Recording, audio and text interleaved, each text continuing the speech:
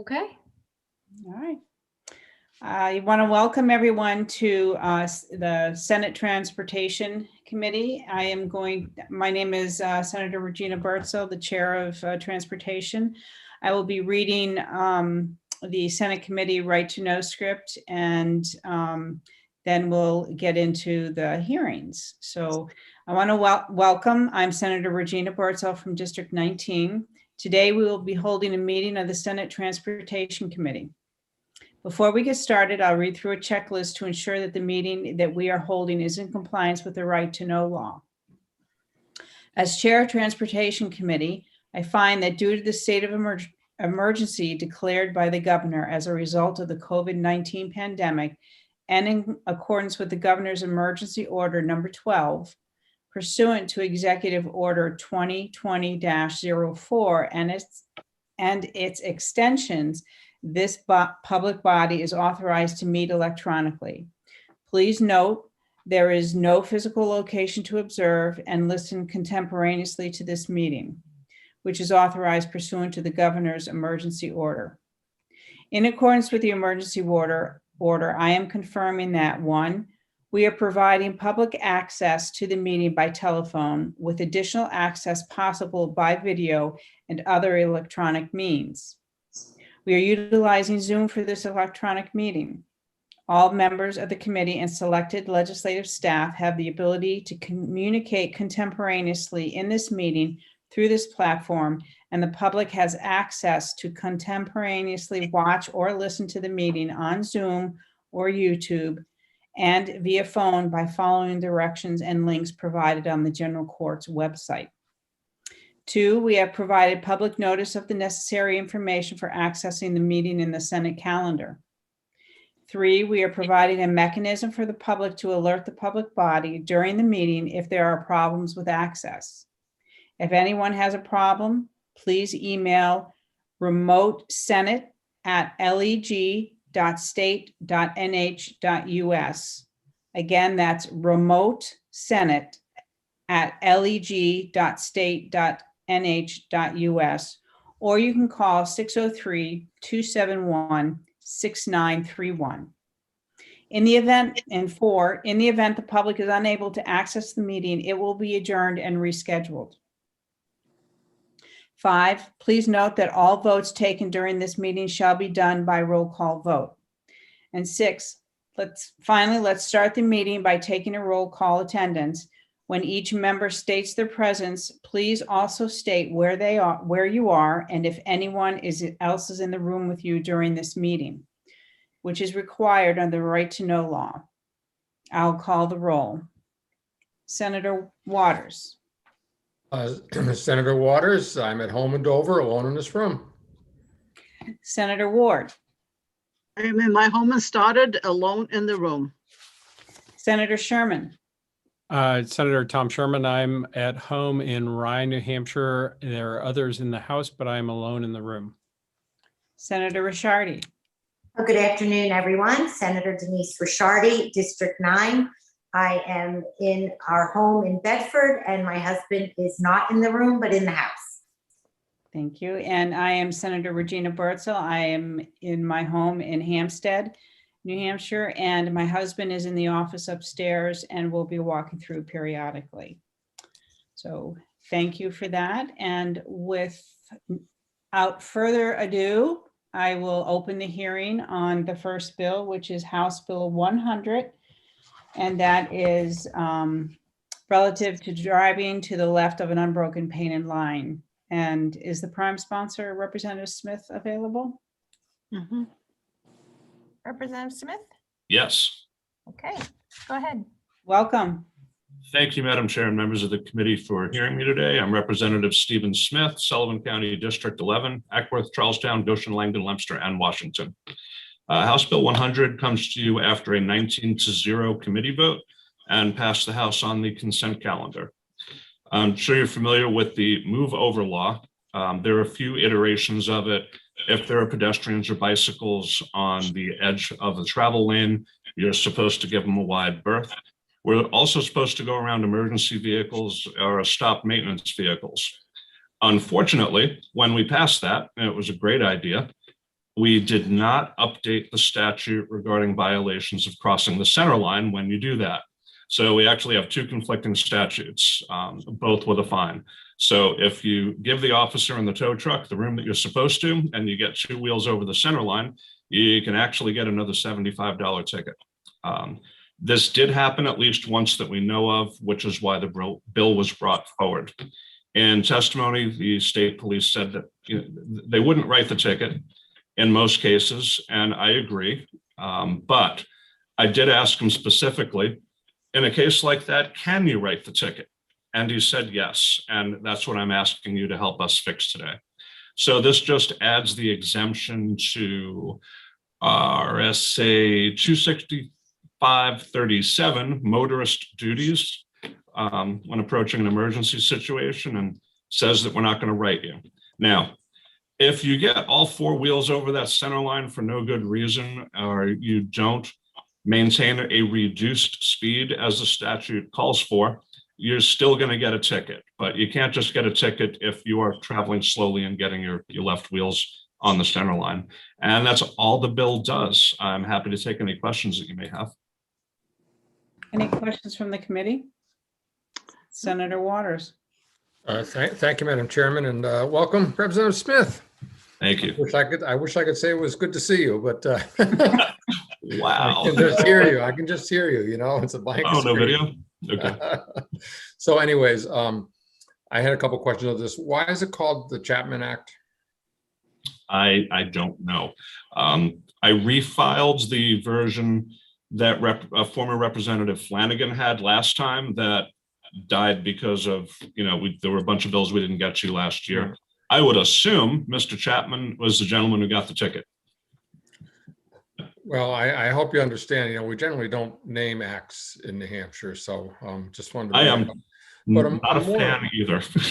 a question more to the point. Good bill, and we ought to do it. I just, in looking at the underlying statute 265-37A1, where it lists those pedestrians and human-powered vehicles that you're supposed to pull over for. Yes. I wondered about whether we ought to consider a motorized wheelchair being added to there, because they're not human powered, but certainly sometimes people have to go out onto the shoulder because there's no sidewalk or whatever. So do you have any thoughts about that? Seems okay to me. I can't speak for the chair of transportation, but I'm not a fan of names and bills either. So if you were to strip that part out, I can't imagine it would be an issue, and I would advocate to him strongly to not sweat that. And wheelchair seems like a good idea. Really, we don't want anybody buzzing somebody on the road who's at a disadvantage to a 2-ton car. So on the face of it, that sounds fine to me. Thank you. Any other questions from the committee? All right, seeing none. Thank you, Representative. Thank you very much. The next person on our list is Bill Lambert. Great. Welcome to transportation. Good morning, Madam Chair and members of the committee. For the record, my name is Bill Lambert, New Hampshire DOT State Traffic Engineer, and I registered to speak in support of the bill. I didn't have any testimony, but I would be happy to answer any questions. Any questions, Senator Waters? Yeah, thank you, Madam Chair. If I just could, Bill, I don't know if you heard me saying what about motorized wheelchairs and being included in 265-37A1. And I guess my question is, what would be the term of art? Would it be motorized personal vehicle, or what do they call those? Because there's sometimes they're the scooters, sometimes they're wheelchairs. Yeah, I did hear the question. I'm not sure what the correct term would be. When you mentioned that question, I also thought that I don't know if it's gone anywhere because of COVID, but I want to say at least Nashua was interested in having those rideshare scooters as an option. Those are also powered scooters, not human powered. So I don't know if that's something that you wanted to add to the list, and maybe it could be a more general term that would be motor-driven. I'm lost at a loss as to what that would be. I probably would have to look at examples from other states. Well, maybe one step at a time. I could see in OLS what they'd find for the term. I don't know about the scooters at this point, but the wheelchairs or, for people with disabilities, scooters is its own category. So anyways, thanks, Bill. Sure. Any other questions from the committee? Seeing none, thank you, Bill. Thank you. I see that Tom Walsh has his hand up. Yes, I will bring him in. Mr. Walsh, you can unmute. Welcome. Good afternoon. Can you hear me? Can. Okay. Good afternoon, Madam Chair and members of the committee. I just listening to the questions. Tom Walsh, Chair of House Transportation Committee. To answer your question, Senator, I would be fine with you removing Chapman. I understand we don't usually do that. Mr. Chapman was in fact the constituent that was ticketed, and I guess that's why the bill was named after him. In terms of the wheelchair, I also have no opposition. If you wanted to amend something to include that language, fine with me. Great, thank you. Any questions from the committee? All right, seeing none. Thank you, Representative. Is there anybody else that would like to speak on this bill? If you could just raise your hand. And if you are on the phone, which I don't see anybody, but you can press *9. All right. Senator Bertzel, I don't see any hands. All right, well, in that case, I will close the hearing on House Bill 100. We only have about 2 minutes to the next hearing, so why don't we wait till the end to, I'd like to see if we can exec this today and do a committee amendment, but let's wait and see if we have time in between some of the other bills. Is that okay with everybody? Everyone, sorry. Everyone. I know, my sister gets in my head.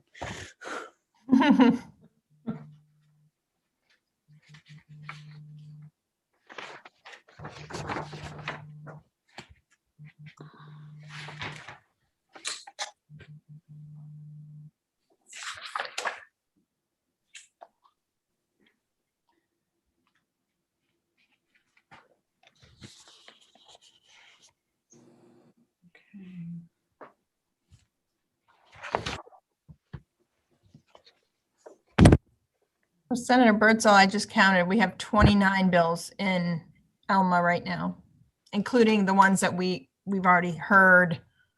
So 29 House bills. Okay. How many, do we know how many are PMA? Most of them, but we do have a pretty good number. I counted, there's probably 9 that are election based. Yeah, I saw that there was a lot coming from municipal Yep. the other day. All right, it's 1:15, so I will open the hearing on House Bill 174 relative to reporting a collision between a cat and a motor vehicle. And I see that Representative Abbas is there, and he's the prime sponsor. Can you bring him in? Yes. Thank you. Representative Abbas, you should be able to unmute now. Good afternoon, everyone. Good afternoon. Good afternoon. Welcome to Senate Transportation.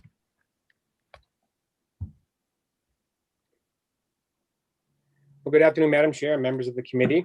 I just want to thank you for your time and consideration. My name is Representative Darrell Abbas. I represent Rockingham County District 8, and I am the prime sponsor of the bill being introduced.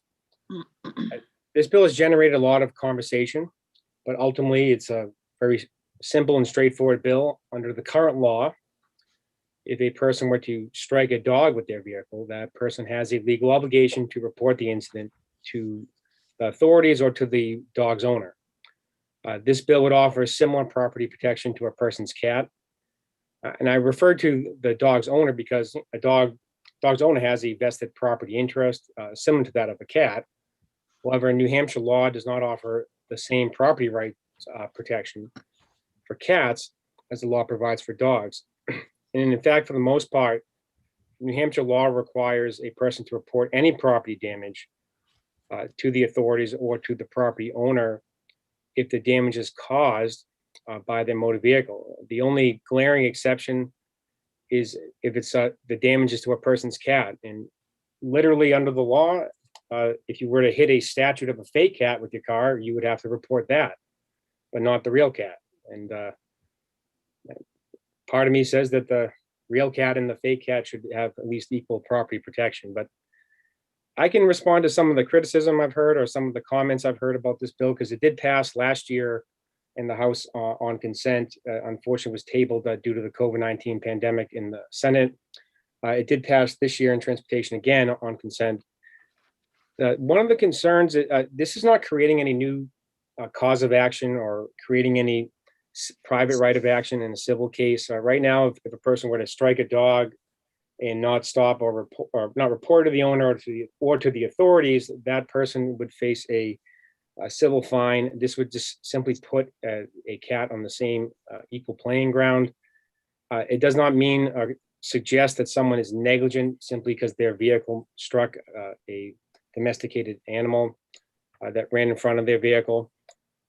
Some people, I've heard a lot about keep your cat inside, and I can understand that. Not every cat escapes on purpose, but that argument also ignores the status of dogs. If a dog gets loose and gets run over, the driver must report the incident, even if the dog's not on a leash. So again, we have all these property rights protections for a domesticated animal, but then we don't offer it to another animal that I would put into a similar class. People raise the issue of stray cats, and I certainly can appreciate that. If this were to happen, if someone were to strike a stray cat and not report it, one, there's no owner to report it to, but there's also no victim to the crime. So I don't think it's an unreasonable presumption that when someone sees a cat to presume it's a domesticated animal. I understand that there are stray cats and well, there's stray dogs again. So it's something again that I don't think it would be a reason to not pass this. This bill again ultimately just comes down to a property rights issue. There's no reason why a cat owner's property rights receive virtually no protection under the law. And to me, there's also a moral issue that can be raised here. You know, imagine an individual who accidentally hits someone's cat with their car. Even if you see it happen, that person's under no obligation to stop, and they can intentionally drive away, which they would essentially be fleeing the scene. I presume we would all find this conduct to be immoral, but the only reason why laws have penalties is to deter immoral behavior that is not otherwise acceptable in a civilized society when that conduct injures the rights of another person. Again, I find no exception when you're talking about a domesticated cat. And for that reason, I believe that they should at least be on equal standing. And I would hope that, that this bill were to pass, and I can answer any questions. Any questions from the committee? Senator Sherman? Just a question about, you actually just triggered this question in my mind about domesticated. Is there are all sorts of pets nowadays that are out there. People have ferrets. And I don't know what the law is if you actually hit a livestock, cow or horse or otherwise. When I was working on the bill about animals being left in cars, turns out domesticated animals can include livestock. So just wondering if it's your preference to keep it to cats, or if really dogs and cats should be replaced by domesticated animals or something broader to capture ferrets and other family pets that might be out there. I want to thank you for your question. The intent of this bill is simply to incorporate cats into the law. I would say, and I've heard that, I've had that question before, and what I say is if let each animal, let them argue each one on their own merits. When it came to cats and dogs particularly, I'm no longer a dog owner, unfortunately, but I was both a dog and cat owner. Those are the only two animals that roam freely through my house, at least, and that's the most common. I understand some people have other animals, but those are common house pets. I think the emotional attachment can be very similar to the two. That's why I put them in the same class, Okay. as opposed to a typical farm animal. But I would share the same moral concern if I were to hit someone's cow or horse or chicken. I still think the moral obligation is there, but I'm not sure putting them all together and making it too broad, I don't think is not the intent of this bill. Okay. Got it. Thanks. Senator Ward.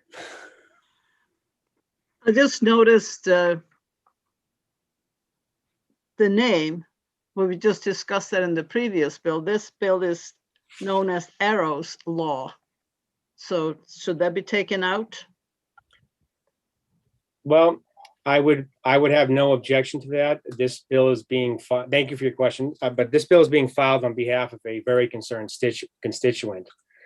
And that was the name of their domesticated animal that unfortunately passed away by being struck by a vehicle on a public way and was not reported. And I'm very close to that person. I'll be full honest with this committee that concerned constituent is my wife. So I would prefer you leave it in, but I obviously would respect the committee's. I understand that putting titles in every single bill, that every single law there's a person out there that would deserve a title, but I'm a man of my word and a husband of my word. So I put it on behalf, but I also faithfully agree with the law. Okay, thank you. I do have a question, Representative. You answer that. What prompted this bill? And then, and I guess it would be the same with the dog. Most of the time, dogs that get out, some of them do have collars. And some of them do have the address, so you can report them. But most of the cats that I've seen don't have collars or even the tags, so that you can. How would you know who to report it to, or who the owners are? So, and thank you for your question. Just by the nature of how cats are, when they are outside, if they tend to keep the same route that they roam the same area. So it's very uncommon to see a cat, at least a domesticated cat, that would be very far from its home. If you were to do that, you have to make an attempt to contact the owner. If you're unable to do so, you also have the option of contacting the authorities. Whether it's a dog or a cat, I can understand a person driving alone. It could be a hostile situation, especially the person who just may have lost their house pet. Even with the dog, you're not required to stop. You just must report it. And someone who's traveling alone, who may be scared to stop, would be able to report it. So whether the animal has a tag or not, they can still fall under the law and satisfy the law by trying to report it. I know in circumstances, I live on a dead end street. There was sadly more than one cat that was hit on my street. But when there was a cat that was hit, I actually knew the owner. I didn't see what happened. I saw the driver actually was courteous enough to stop, but I recognized the animal just in the neighborhood and knew who it was. So that was reported. So it would depend on the circumstances, but again, as long as they make the attempt, I believe they would be satisfying the law. Okay, thank you. Any other questions from the committee?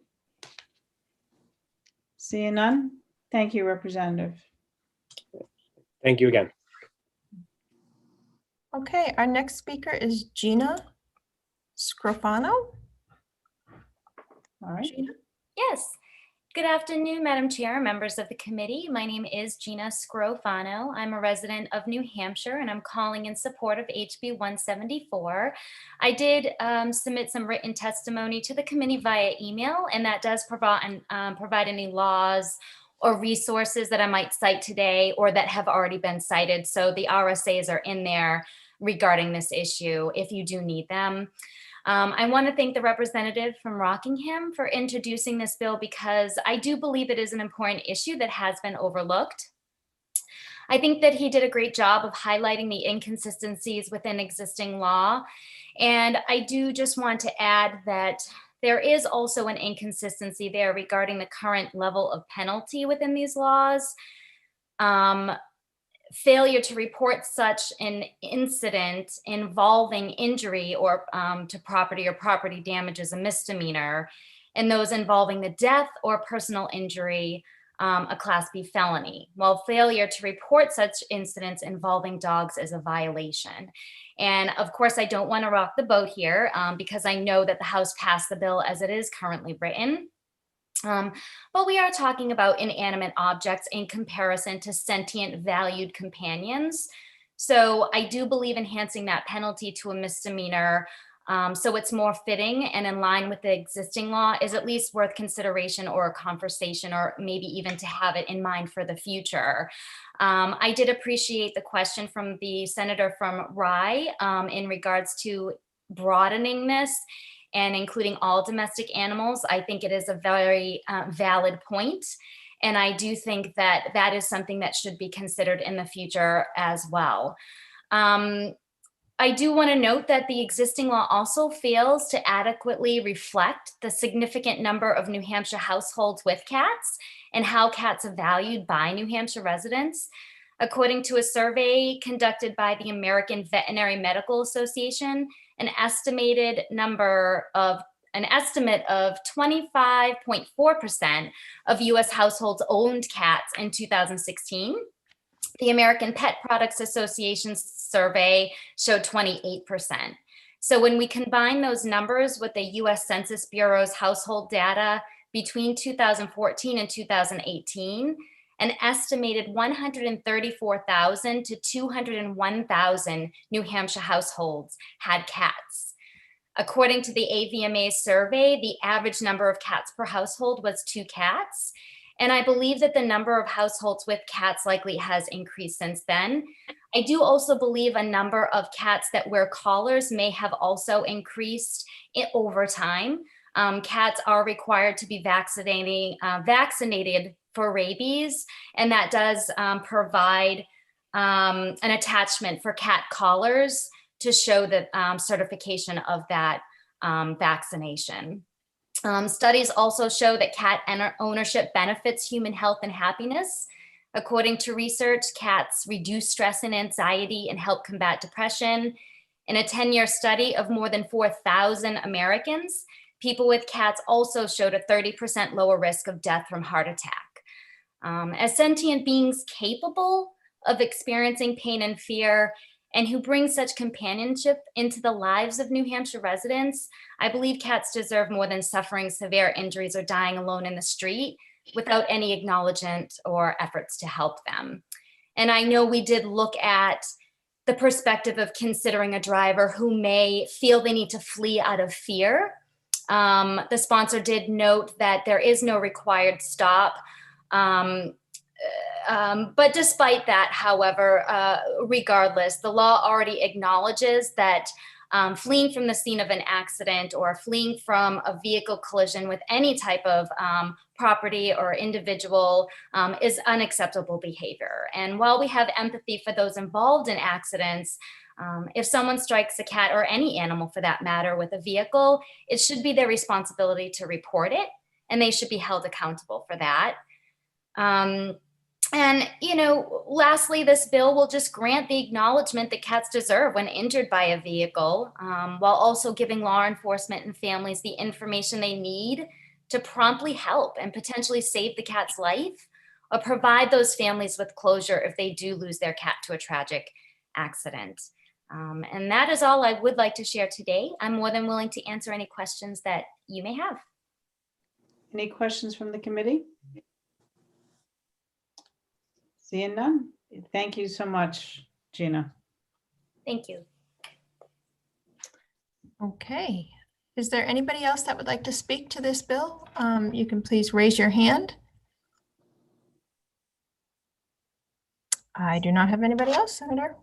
All right, with that, we will close the hearing on House Bill 174. And since it's 1 minute past the hour, half hour, we will move on to House Bill 421. Okay. Which is relative to organ donation on a driver's license. And is Representative Terosian available? I do not see to present the bill? the representative on at all, no. Okay. Would someone like to bring, someone on our committee like to bring this out? Do you want me to read it? That would be great. Thanks, Okay. Senator. This is House Bill 421 relative to organ donations on a driver's license. This bill clarifies that a person's decision to donate his or her own body, organ, or tissue upon death is not subject to amendment or revocation after such person's death. Thank you very much, Senator Ward. Since the prime sponsor is not here to speak on it, I see that Representative Walsh is still here, the Chair of Transportation. Would he like to, House Transportation, would he like to speak to it? Yes. Funny how that happens. Yes, Representative Walsh, you can unmute. Good afternoon. I almost made it back to work. Sorry. Not a problem. Good afternoon, Madam Chair and members of the committee. For the record, my name is Tom Walsh, representative from the town of Hooksett, which is Merrimack 24. Yeah, I'm actually, like I said, fresh out of work. I'm flipping through looking for the copy.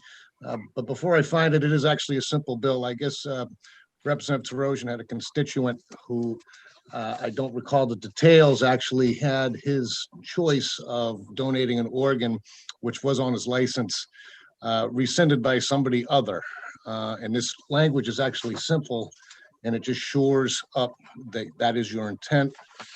Again, I'm still flipping through, but again, that is essentially what he did. Just wanted to shore up the language that it cannot be rescinded if that is your personal choice. Thank you. That's actually was one of the questions. Was someone able to rescind it? Apparently, Representative Terosian had a constituent who did have someone have it rescinded after their death. Senator Sherman.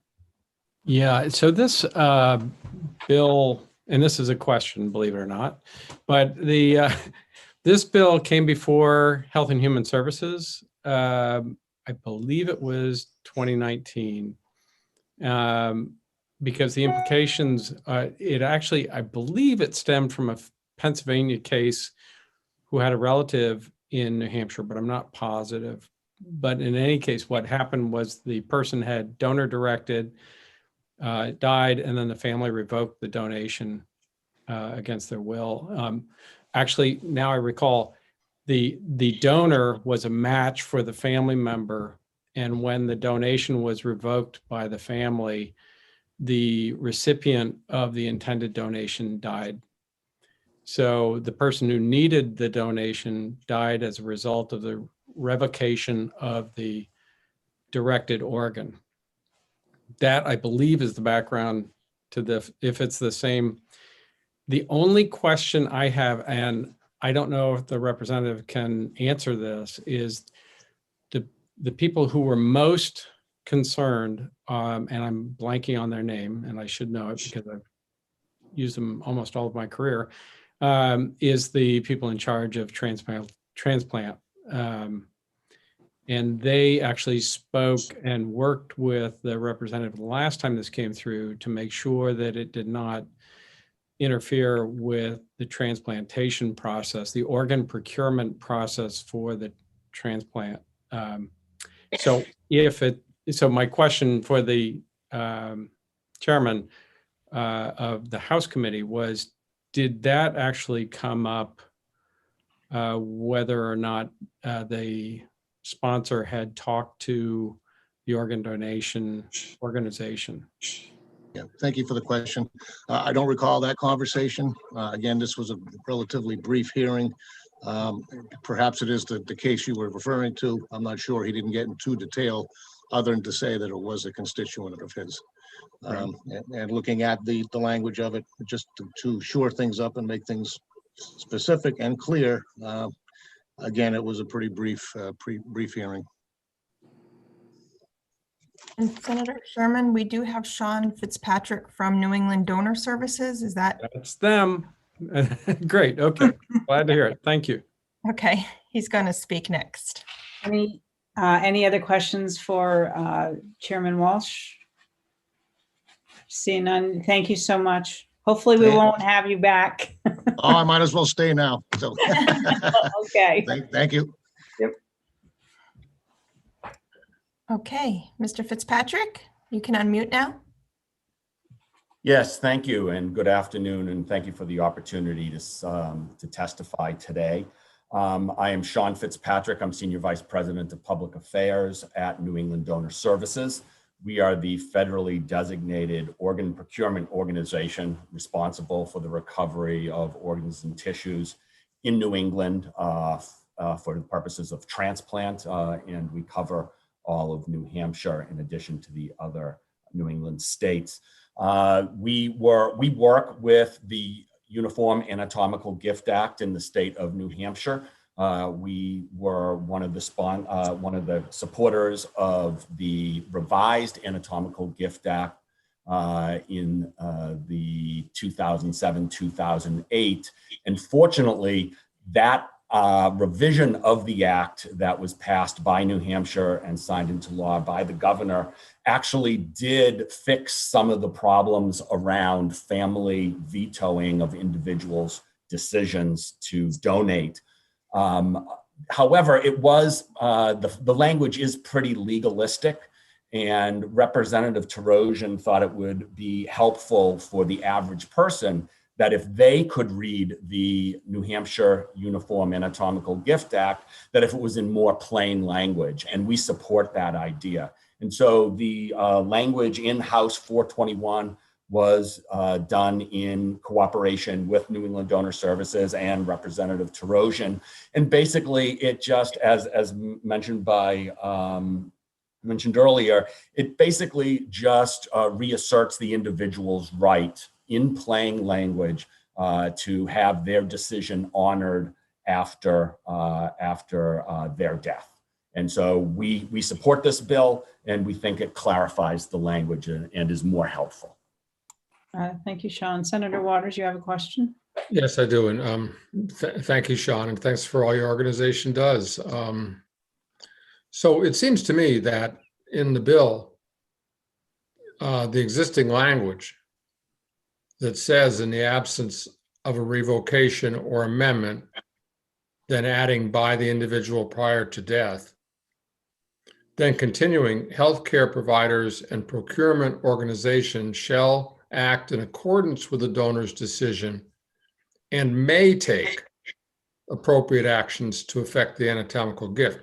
So I think, to Senator Sherman's concern, doesn't it seem to indicate here that the final decision about whether an organ is appropriate or this can be made has not changed here? That the will of the person be respected on the license, but whether or not the harvesting can take place is just medical and procurement decision. Isn't that the case, the way the language is? Yeah, the reason why the word has to be may is because very few people die in a manner suitable for donation. Right. And so it is up to the procurement organization, along with the transplant surgeons of the recipient, to make the final decision regarding medical suitability of the organ.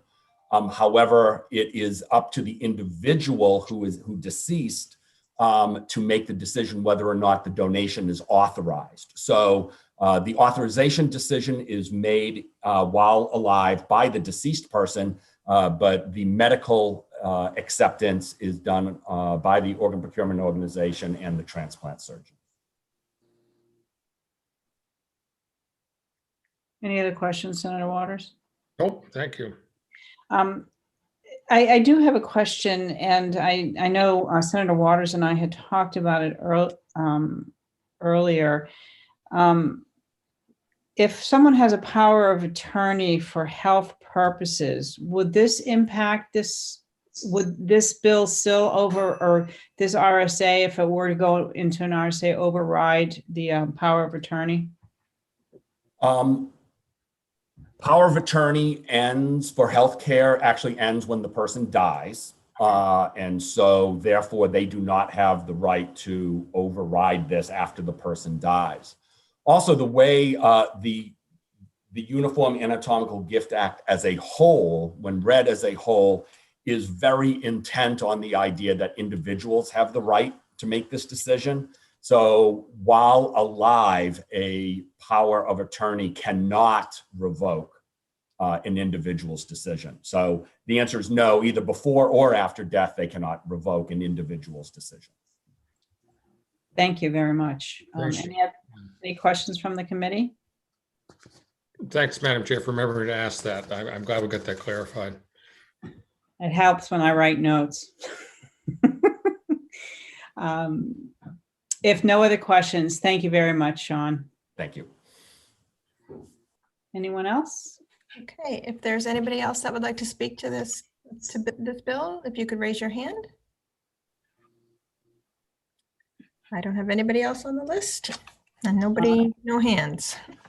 All right, with that, I will close the hearing on House Bill 421. And we do have 3 minutes before the next one.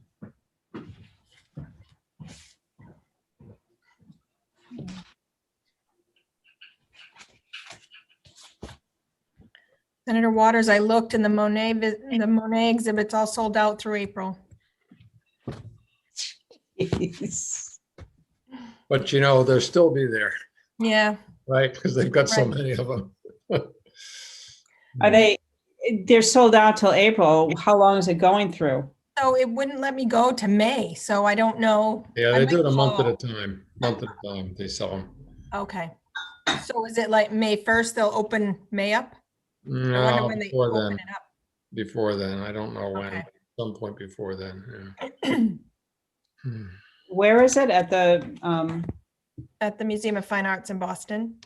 oh, okay. Yeah, I love that museum. I grew up in that museum in a lot of I ways. love that museum. Mm. Yeah.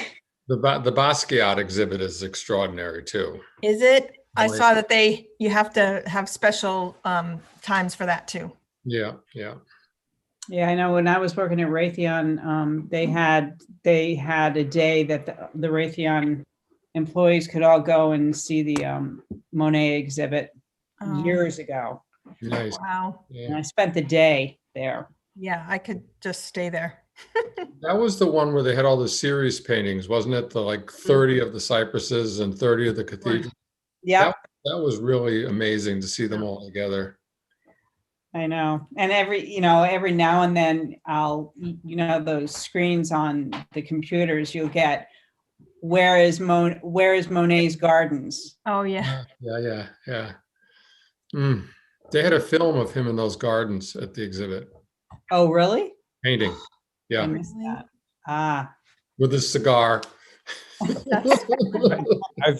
I've been to the gardens and they are absolutely spectacular. It's worth Really? a side trip. Yeah. yeah, that's a trip I'd like to take when we want to do a Normandy trip, D-Day. Mm.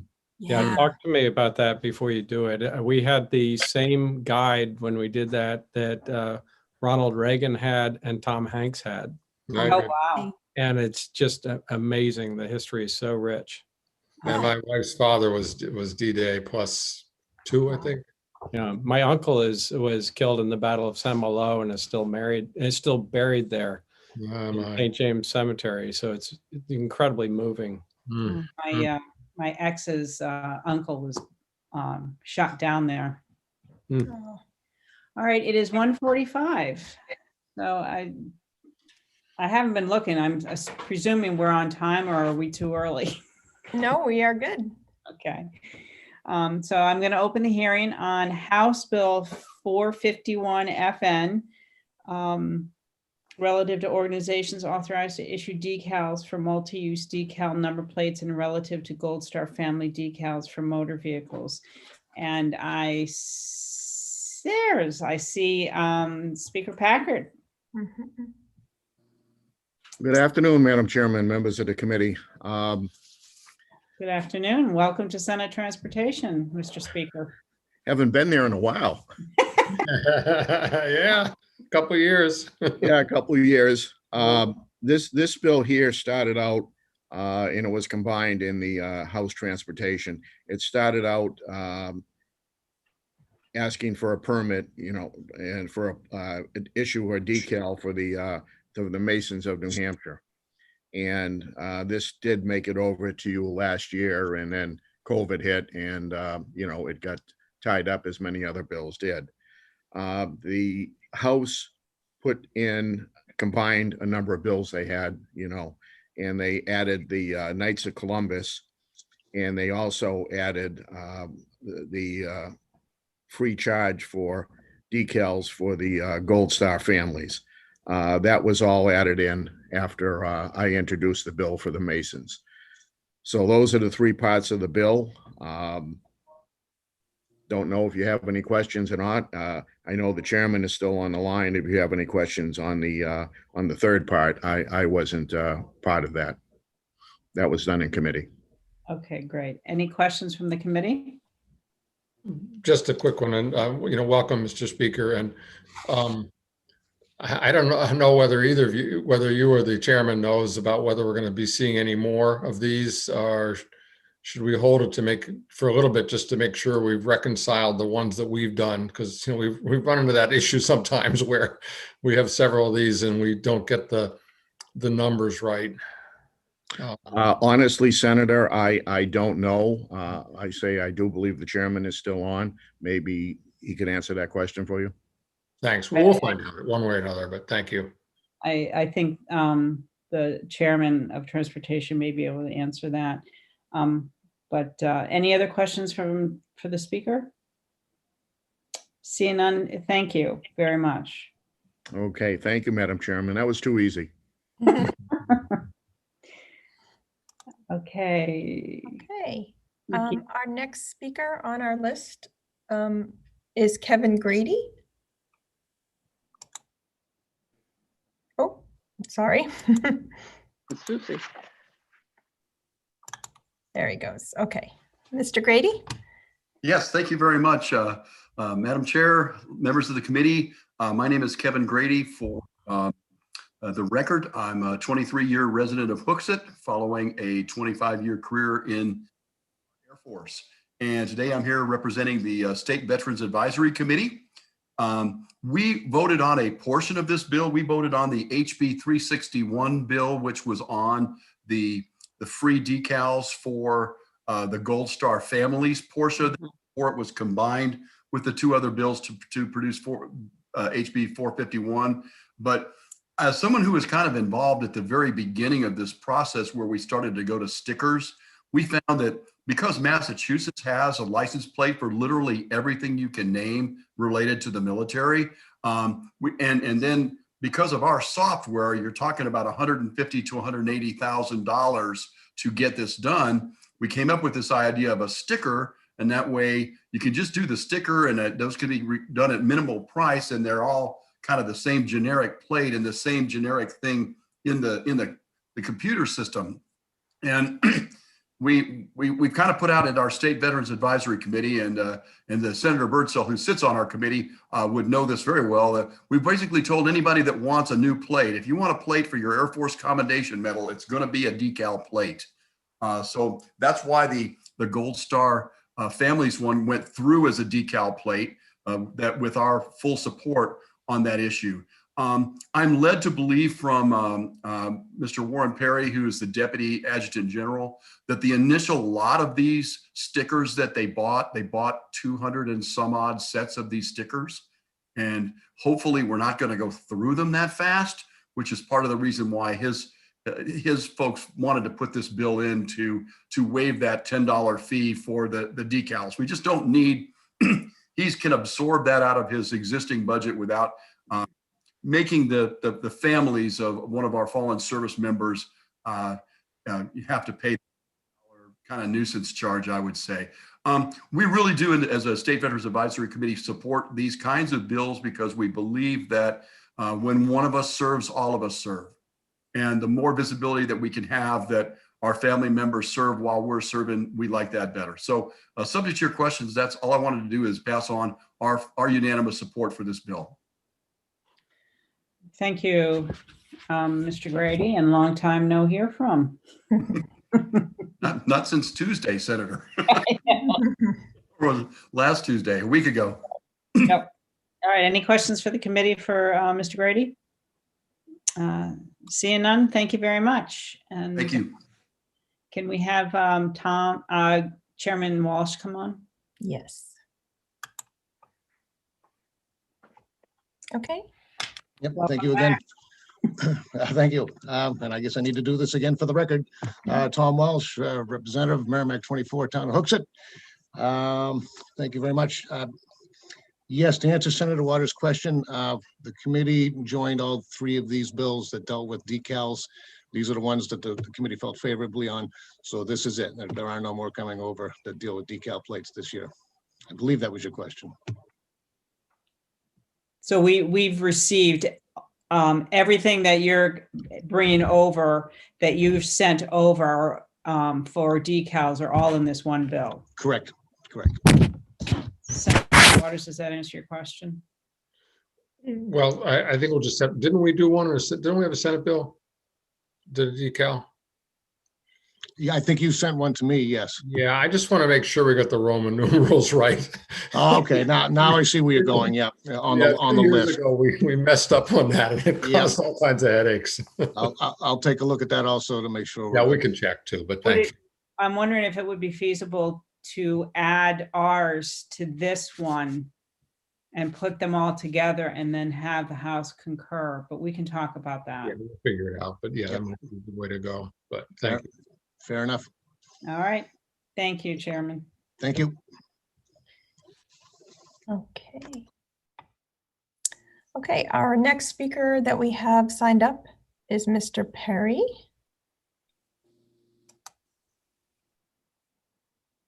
Oh. Mr. Perry? Can you hear me? Yes. Good afternoon, Madam Chair, members of the committee. For the record, my name is Warren Perry. I'm the Deputy Adjutant General for the Department of Military Affairs and Veteran Services. I'll be very brief. I just would say that the department wholeheartedly supports waiving the fee for the Gold Star family decals. It is not cost prohibitive. We generally charge, we can purchase a set of 50 sets, 2 decals each for less than $200. And we currently have 41 sets on hand that we don't anticipate going through anytime soon. So, that $180 is sunk, and there's no impact to the department, and it is absolutely the right thing to do. Subject to your questions, that's all I have. Thank you, Warren. Do you have any questions? Does the committee have any questions? Seeing none, thank you very much. Okay, if there's anybody else that would like to speak to this bill, if you could just raise your hand. I do not have anybody else signed up. All right. I will close the hearing on House Bill 451 FN.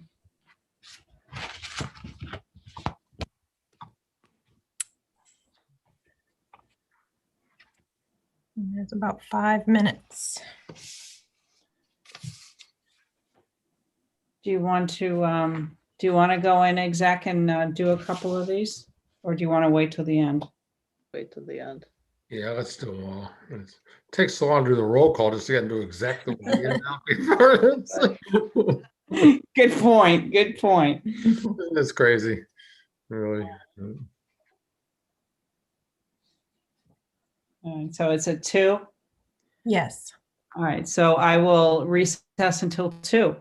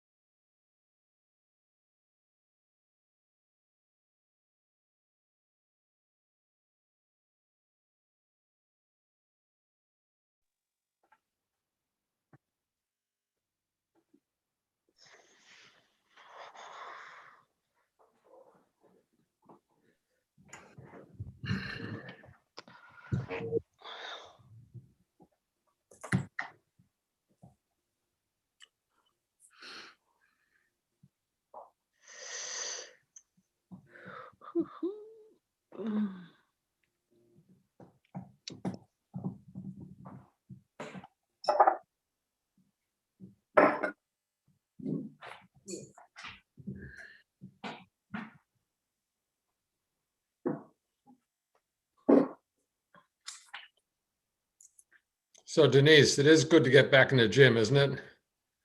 Oh, yes, and I mentally, you just Oh, need God, it. yeah. As soon as 10 days after my second shot, I was back to Planet Fitness, and it had been almost exactly a year. Wow. Ugh. Well, I went back after they reopened because where I go, they get very good precautions. Uh-huh. It's distant, everything. But then I broke my arm and I was out for that. Oh no. It's 2:01.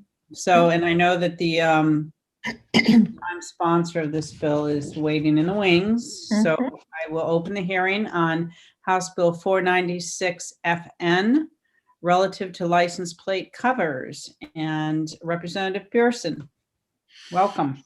Good afternoon, honorable senators. I'm a little new to doing this on a smartphone, and I apologize. My laptop's microphone is atrocious, so I'm not going to put you through that.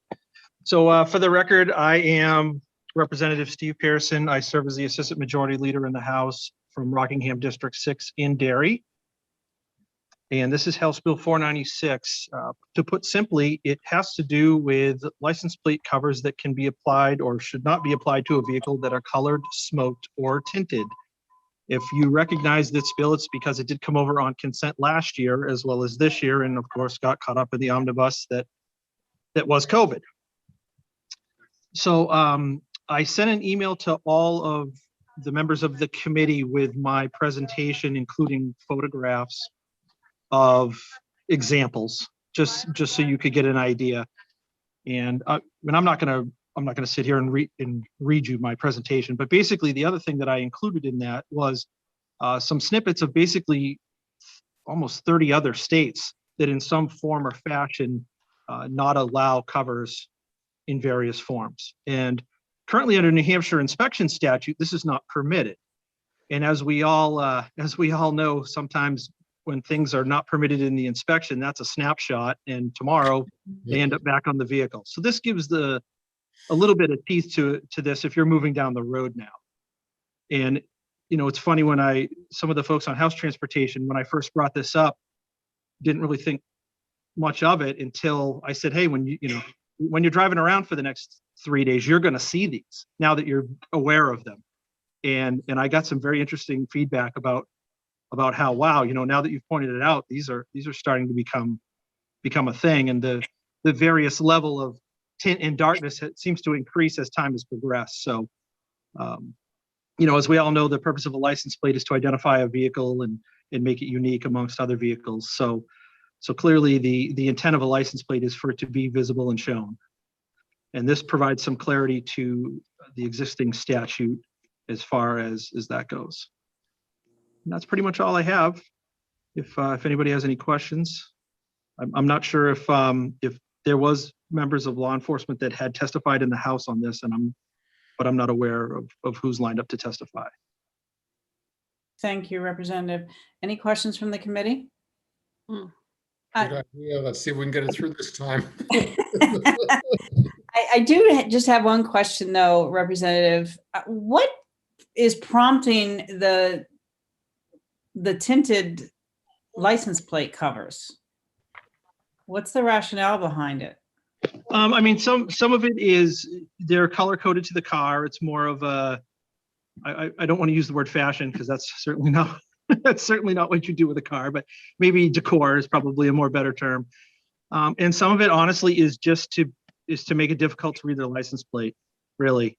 And that's, again, we've license plates have been around a long time. In my shop, I have a 1916 Kansas license plate. So they've been around since pretty much the automobile. And I certainly people's motives are what they are, but that seems to be a common element is to make themselves difficult to identify. Okay, great. Again, any questions from the committee? Seeing none. Thank you, Representative. Thank you.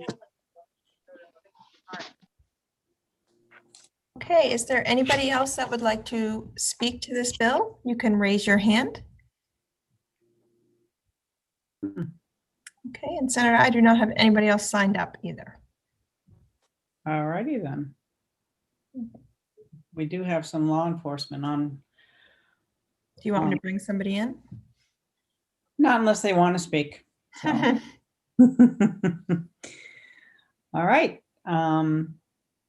So with that, then I will close the hearing on Senate Bill 496 FN. Okay.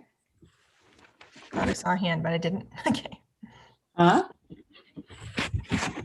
I said I thought I saw a hand, but I did not. Okay. Do I hear a motion? Senator Sherman. Move to go into exec. Okay.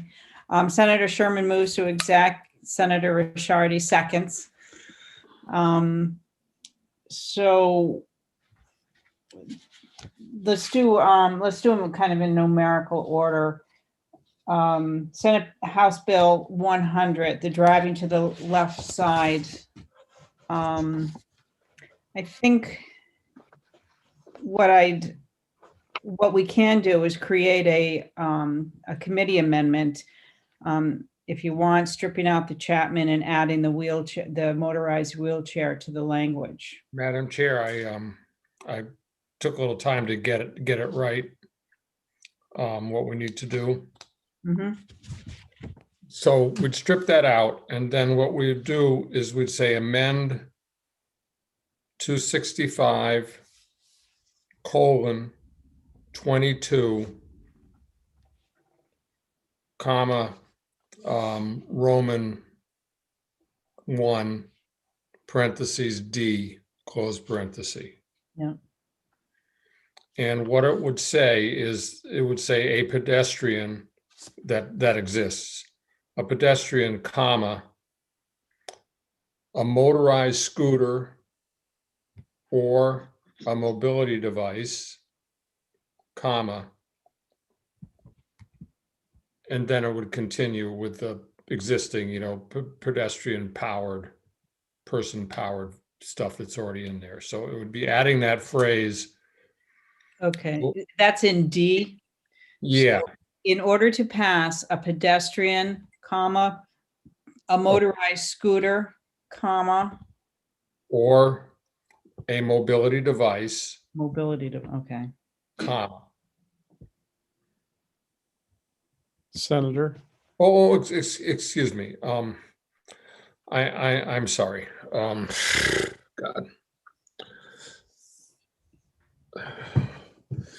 Let me, I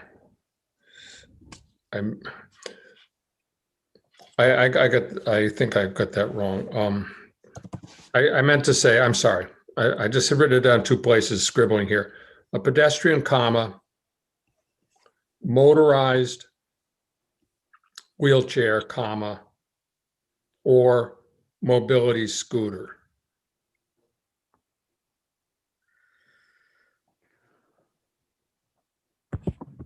So I just was reading the wrong thing off. So pedestrian, comma, motorized wheelchair, comma, or mobility scooter. Senator Sherman. Yeah, I just looking at the bill, the way that section D reads, in order to pass a pedestrian or device moved by human power. And then it goes into devices moved by human power. Would we want to wait until after the human powered devices are done to get to the motorized devices? So after, I'm just wondering if Senator Waters would be amenable to putting in, I think Bill Lambert had said that the federal term is wheelchair/mobility device. So could it be that it would read, in order to pass a pedestrian or a device moved by human power, including a bicycle, skateboard, or foot scooter, or a mobility device or a powered wheelchair/mobility device, provided such movement can be made safely. Yeah, look, Tom, I don't want to argue grammar with you. I thought the way where I had it is more appropriate for the sentence. But the term is motorized wheelchair, and we don't use slashes in legislation. Right, So- well, that's fine. It doesn't have to be a slash. The problem with putting it right after pedestrian is that they are still talking about human-powered devices for Well, all the way up till foot scooter. Device powered by humans is a separate phrase, so the pedestrian doesn't really relate to that. But it could go either place. It could go at the very end if that's where people want it. Oh, no, I'm not wedded to anything. It's fine. Senator Ward, you had a question. Well, I was suggesting for the wheelchair and the others, motorized assistive devices. Well, I went online to look at what the terms are for either, and it seems to be motorized wheelchair and mobility scooter are the two terms that are used to refer to these. So that's Okay. why I had them. That's fine. Yeah, and Bill Lambert actually sent us all an email with the federal language. All right. That's Well, where- I didn't and see that's that. where the slash came from. All right. I guess Well, in federal statute, they can use slashes. yeah, I don't care. Well, I mean, if Lambert has that, then I hadn't seen it, so I'll just say whatever seems to make sense. I don't think we do slashes, but you know, that if that's the only thing is the slash, just change it and put it wherever. So if Lambert sent some language, that's some language. So Kirsten, you got that?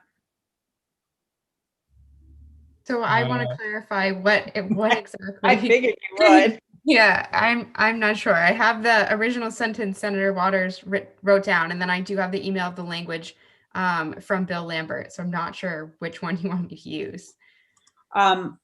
What is the language that Bill Lambert sent us? Sure, I'll read it. He said it's from federal law. Any wheelchair or mobility device, including one that is battery powered, that is designed solely for the use of mobility impaired person for locomotion and that is suitable for use in an indoor pedestrian area. well, the problem there is that the wheelchair is not a motorized, is not a scooter. Well, mobility device would be.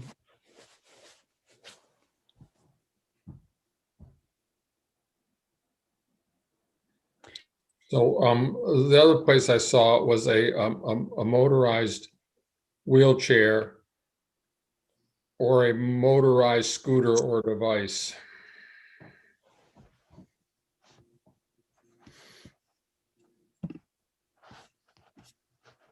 So we're talking about motorized wheelchair or a mobility scooter, right? Or device. Oh, scooter device.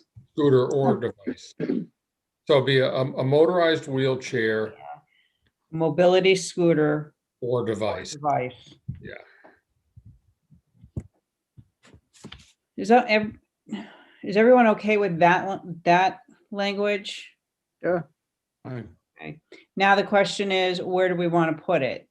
I think we should use Senator Waters' location. I think he's right about this placement. If Okay, we go after pedestrian. pedestrian. Okay, so Kirsten, I think we're looking at, in order to pass a pedestrian, comma, motorized wheelchair, comma, or mobility scooter or device moved by human power, correct? So not moved by human, then comma. Comma, And or a then- device moved by human power and continue on. Yeah. You got that? Okay. So that will be, is everyone okay with that? Senator Ward, Senator Rishardi? Yes, I'm fine with it. Okay, And we removed the name as well, right? yes. Yes. We removed the Chapman Act. So I'll move the committee amendment. And I'll I'll second. Okay. Oh, okay. Senator Waters moves the committee amendment. Senator Sherman seconds. I want to say all those in favor, but we can't do that. No. All right, I'll take the roll call. This is ought to pass on the committee amendment. Senator Waters, Yes. Senator Ward, Yes. Senator Sherman, Yes. Senator Rishardi, Yes. and the chairman votes yes. Senator Sherman, would you like to take this? I'm sorry, Senator Waters, do you want to take this out since you put the Well, committee? I'll move ought to pass as amended. Thank you. I'll second. Senator Waters moves ought to pass as amended. Senator Sherman seconds. Senator Waters, Yes. Senator Ward, Yes. Senator Sherman, Yes. Senator Rishardi. Yes. Consent? Chairman votes yes. Oh, sorry. Move consent? Second. Okay. Senator Sherman moves consent. Senator Ward seconds. Senator Waters, Yes. Senator Ward, Yes. Senator Sherman, Yes. Senator Rishardi, Yes. and the chair votes yes. Senator Waters, would you like to take this out? Yes, sure. Thank you.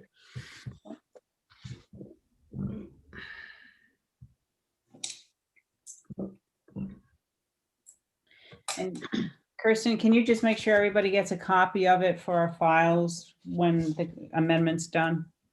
Yes. Okay, thank you. Reporting a collision between a cat and a motorized vehicle, and I don't want to see anybody laughing. Except you. I like I was thinking that it's a cataclysmic bill, or pass this would be catastrophic. it's the categorical imperative. You have to report. Guys are so bad. Okay. So let's take out, the committee amendment to take out arrow. Yeah. All right, we can do that. Any other, I know that it was recommended to change the enhancing the penalties. Do we want to do that right now or just, No. okay. I don't.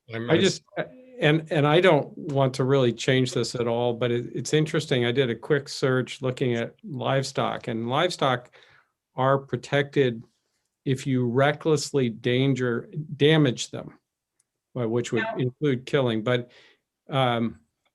it's in the farm statute. I thought it was because I do remember a number of years ago, someone had hit a cow. The cow had gotten out and someone hit the cow, and the person who hit the cow and killed it had to pay for it. So I thought that they were somewhat protected. They are, but there is a word in there. It has to be done recklessly, which the other part of it is that I didn't see, this is maybe for a later day, but I didn't see a reporting requirement. So if you hit a cow or a horse, I can't imagine anybody who wouldn't report that, but No, you'd have to report it to your insurance company anyway. it's like hitting a deer, right? Right. Anyway, so I move ought to pass. I second that. Well, the amendment would take out Arrow's law. Right. So I don't want to get in trouble with the sponsor's wife. Maybe somebody else could move ought to pass as I'm on the amendment. I'll move ought to pass on the amendment. all right, and I'll second. So I'll take the vote on the amendment, which is taking out Arrow's law. Senator Waters, Yes. Senator Ward, Yes. Senator Sherman, Yes. Senator Rishardi, Yes. and the chair votes yes. Ought to pass as amended. Senator Sherman, or Senator Bertzel moves ought to pass as amended. Senator Sherman seconds. Senator Waters, Yes. Senator Ward, yes, Senator Sherman, Yes. Senator Rishardi, Yes. and the chair votes yes. The chair will take it out. Consent? Right. Oh, okay, yeah, let's do consent. Who moved consent? Senator Waters. I'll Senator second. second, whatever. Senator Waters moves consent, Senator Ward seconds. Senator Waters, Yes. Senator Ward, Yes, Senator Sherman, Yes. Senator Rishardi, Yes. and the chair votes yes, and I'll take it out. Senator Birdsall, Yes. Madam Chair, for the record, and I know we don't really keep a record of exec sessions, but just want to make sure that the sponsor's spouse understands that he did his best effort to have this named after Arrow. He can continue calling it Arrow's Law. Right. So, well noted. All right, House Bill 621. about 421. I'm sorry, 421. Thank you. Relative to organ donation on a driver's license. I would vote to pass. I'll second that. Okay. Senator Ward moves ought to pass. Senator Sherman seconds. I'll take the roll. Senator Waters, Yes. Senator Ward, Yes, Senator Sherman, Yes. Senator Rishardi, Yes. Senator, the chair votes yes. Consent. Sure. I'll second the consent. Senator Waters, Yes. Senator Ward, yes, Senator Sherman, Yes. Senator Rishardi, Yes. and the chair votes yes. May I take this one out? I owe the representative for this one. I messed it up back in 2019, so. oh, okay. Absolutely.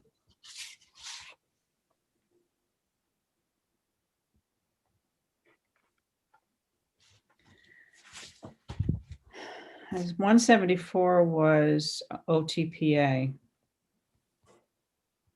Consent.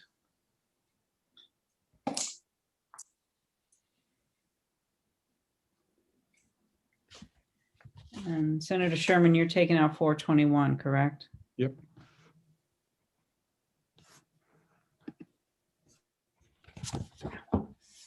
Okay. House Bill 451. Do we want to hold on to this and see what the House does Well, With the Senate. with the Senate's bill? I suppose. I mean, it's an FN, so we can't hold on to it forever. Well, that's true. The question is, I'm not sure, is Grant, I remember last year we were able to pass it and then they kind of held it to make sure that all of the, but I'm not, this happened, what, 3 years ago. Grant, do you know what would happen if where the numbers would be corrected? Yeah, that's something that could be done in a perfecting amendment that you wouldn't necessarily have to vote on. OLS in enrolling them would bring it in as an enrolled bill amendment. I mean, if you get it right yourself, that's fine. But if two bills conflict, OLS can put that in an enrolled bill amendment, and the clerk will track down a couple of members and get that voted on. That's not a policy change, so you don't necessarily need to do that yourself.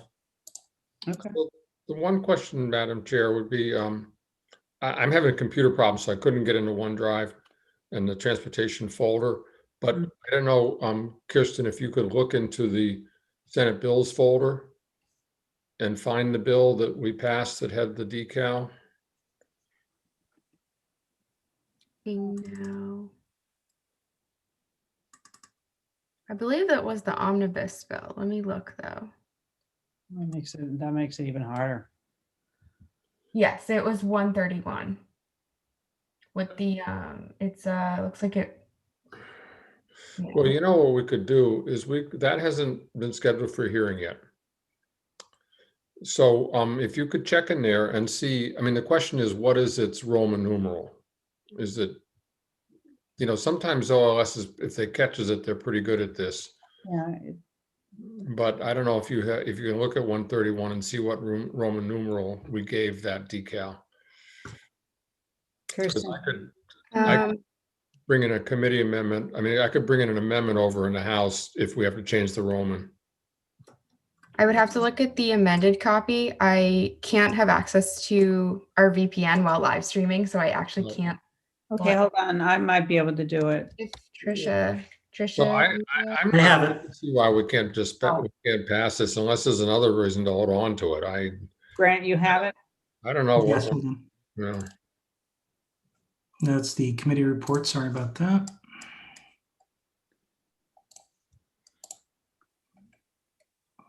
That doesn't have, that was actually section 6. And I think that was not the same part because wasn't it the firefighters and the police were in a different section? Yeah, so it's not even pertinent. Yeah. So then I would assume that OLS went into the RSA and found what new Romans to use and Well, I think we did that actually. no, for this one. Oh, Yeah, I think we're okay. yeah, I do too. So, and I mean, the issue, Madam Chair, on what's going to happen to 131, I'm trying to make some calls to the House chairs that are getting the ones that I'm involved with, just to ask, well, what are you going to do?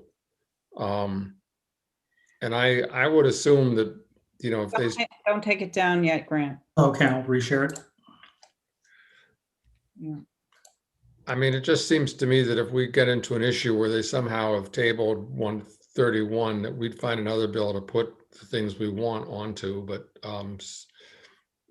Let me try and have a conversation with Chairman Walsh and I'll find out what their plans are with it. But just for review, as you can see, the firefighter decals that we passed changed 261B3.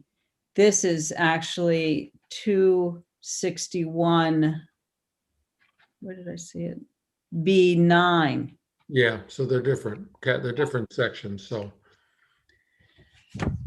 And Senator, if you're worried about the fate of a Senate passed provision such as this one, you could always just pull this as a committee amendment and put it onto this bill if you think they're relevant, and then see if the House will. We find something else to do it to later. We got a lot of bills from them, so I'm just going around on it because it would be nice to pass this today. This gold medal thing, it's just a good thing to do, and it really would be nice to get it out. And I'm sure Gary will waive it, and then we can get this done for the gold medal, the Gold Star families. Yep. Yeah. So I'll move ought to pass. Okay, Senator Sherman moves ought to pass. I will second it. I'll take the roll. Senator Waters, Yes. Senator Ward, Yes. Senator Sherman, Yes. Senator Rishardi, Yes. and the chair votes yes. And I'd like to take this one out. Do you want to keep it off consent so you can speak to the Gold Star families?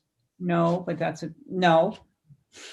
Just a thought. I didn't know. If you would do. I'll second consent. But if someone wants me to take it off, I will speak to it. But so putting it on consent, Senator Waters, Yes. Senator Ward, Yes. Senator Sherman, Yes. Senator Rishardi, Yes. and the chair votes yes. And I'll take it out.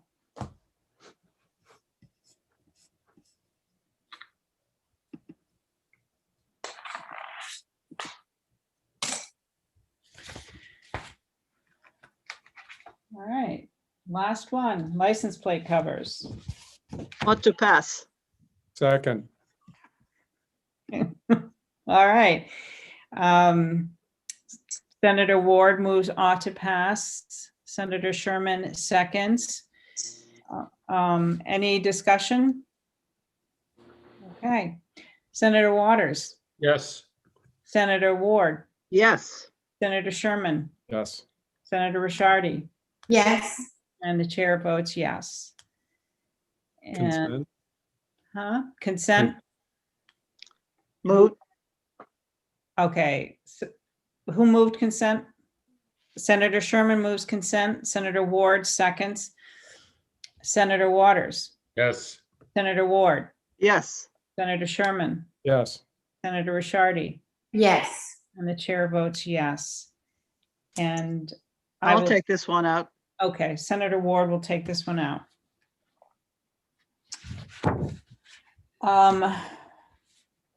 We still have two bills. We still have 222 and 305. I still would like to kind of hold on to them for a little bit to see what's going on. And then we can maybe next week or so, or Senator Waters, you and I can talk a little bit when we find out a little more what's happening with 131. Okay. You. Thank All you. right. And Senator Birdsell, I did want to let you know during the meeting, I got an email that transportation will be getting 3 new bills after all. Oh, good. So does that get us up to 32? We're nowhere near. So how many total do we have? So that leaves us with 5 left that we have not heard yet. Oh, is that all? That's Oh, it? I think I was completely wrong about the numbers. Wow. Whoa. So. All right. So why don't we schedule those next week?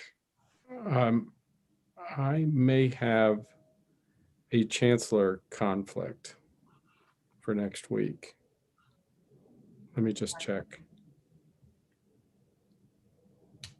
We're gonna, No, I'm good. I'm good. okay, good, because we need to get ours out as quickly as possible so that ED&A and judiciary and can use our time slots. So the sooner we can get done, I think the better off they'll be. So Kirsten, if you can schedule those will be our last 5 bills. That's what I've been told so far. At least this week, it looks like those are our last 5 bills. We'll see what happens, but so, and that'll, and if we can move them along, then we'll just have the 2 that we're holding on to. And we can set a date at a later time to deal with those. So, Kirsten, when are the House FNs due? Let me pull up the sheet. Am I yelling? I feel like I'm yelling. It's the dog training voice. I get it. No, that's the Mad Mama voice. All right. It's May 13th, I believe. That's correct. We'll be well before that, because I'm hoping to have us completely done by the 1st of May. So, all right. We have to move out of consent. I mean, out of exec. So moved. Senator Sherman moves, move out of exec. Senator Ward seconds. Senator Waters, Yes. Senator Ward, Yes. Senator Sherman, Yes. Senator Rishardi, Yes. the chair votes yes. And move to adjourn. So moved. Second. All right. We're a team, Senator Ward. A powerful one at that. Oh. Senator Ward moves adjourn, and Senator Sherman seconds. Senator Waters, Yes. Senator Ward, Yes. Senator Sherman, Yes. Senator Rishardi. Yes. All right. Well, great work today, guys. Appreciate it. And Thank you. we won't see you. We don't have session this week. So if we don't see you before that, we'll see you on Tuesday.